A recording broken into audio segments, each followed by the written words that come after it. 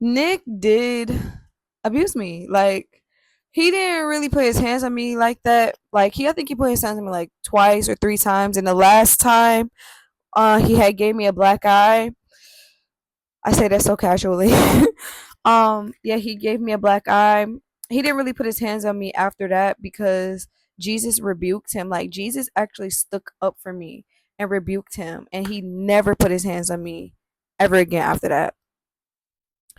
But he treated me out there, which okay, I needed a lot of discipline and I did not listen.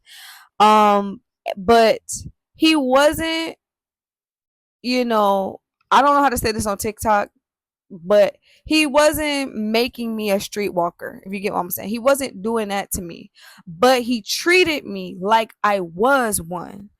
So it would be like, I remember one time, like he literally, like he was a big part of why, what silenced me. And it was like he psychologically broke me down and he used the word of God to manipulate me.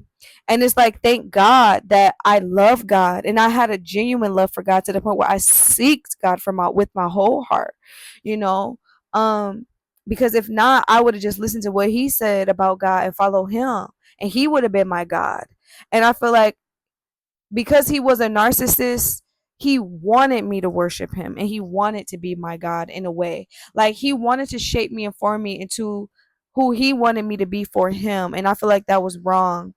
That's, and we was had a big age gap too, and so like it will be like this, like we was homeless, and it got to a point where like one it was like his whole demeanor and face would change. He would just be crazy, like his whole face would change, and I knew when the demon was manifested. Like I didn't know it was a demon, but I knew when it would start.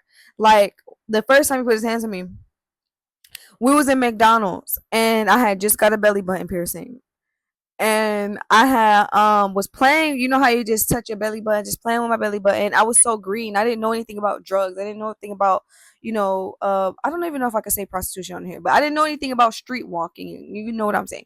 I didn't know anything about any of that. Um, but his whole face changed, and at this point, I knew I started to get like, okay, I know when he's starting to change. So when it happened, I was just so exhausted. I was like, I don't have time for this, bro. Like I'm not dealing with you. Like what is happening? And I was playing with my belly button, and then his face changed, and then he just starts accusing me of having drugs, and I'm like, I don't have any drugs. I'm just playing with my belly button. Like, bro, I don't have, like, I was a very feisty, and I'm just like, look, I don't have time for this, but I was very like this day, I was just like, bro, I'm so tired. I don't have time. Like we were homeless. Like I'm just like, bro, like I'm not playing with anything. I'm not have nothing but my belly button piercing, and I'm just touching my belly button piercing. I don't even know how the transaction came. I went in the bathroom. He followed me bathroom and slapped the dog. He slapped me like a pimp, y'all. Like he literally, I think he backhanded me, slapped me. Oh, I got so mad. Oh, I got so mad. I took my McDonald's cup and I just threw it all in his face. Like I just drenched him with, I think I had a smoothie. This McDonald's smoothies had just came out. I threw that smoothie all on him. He was like, oh, I was like, I'm leaving. I don't do this. You're not gonna put your hands on me. I'm gone. I'm leaving. I'm not doing this, because once you put your hands on me once, it's gonna keep happening, and I'm not doing this no more. I'm going home. And that was the first time he put his hands on me.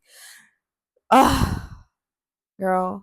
Then he started saying, I'm sorry, and blah, blah, blah, and started hugging me and chasing me down. And I'm like, no, I'm not going to do this. And it was so crazy. Like, supernatural things would just be like, I literally lived a supernatural lifestyle. I saw miracles every single day, y'all. Like, I literally walked with Jesus.